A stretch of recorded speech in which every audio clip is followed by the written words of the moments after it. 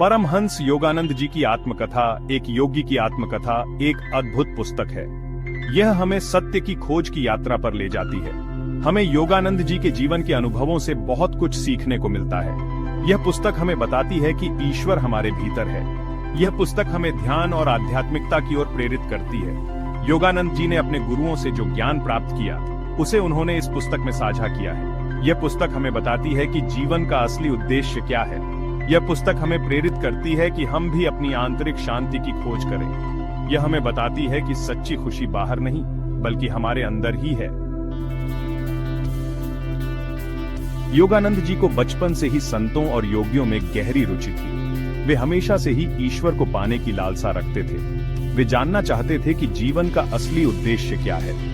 उनके गुरु श्री युक्तेश्वर गिरि ने उन्हें हिमालय जाने की प्रेरणा दी। उन्होंने कहा कि वहां उन्हें कई सिद्ध संत मिलेंगे। इन संतों से वे आध्यात्मिक ज्ञान प्राप्त कर सकेंगे। हिमालय की यात्रा आसान नहीं थी। ठंड बहुत थी और रास्ते बहुत ही कठिन थे, परंतु योगानंद जी का दृढ़ निश्चय था कि वे अपने लक्ष्य को प्राप्त करेंगे।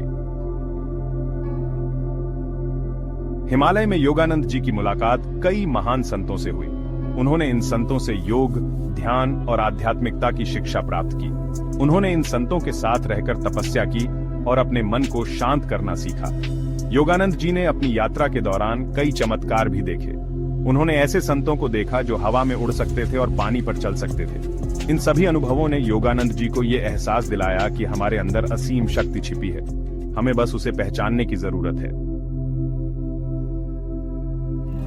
योगानंद जी ने अपनी पुस्तक में श्री युक्तेश्वर जी के एक महत्वपूर्ण संदेश का उल्लेख किया है। श्री युक्तेश्वर जी ने कहा था कि सच्ची शांति और ज्ञान हमारे अंदर ही है।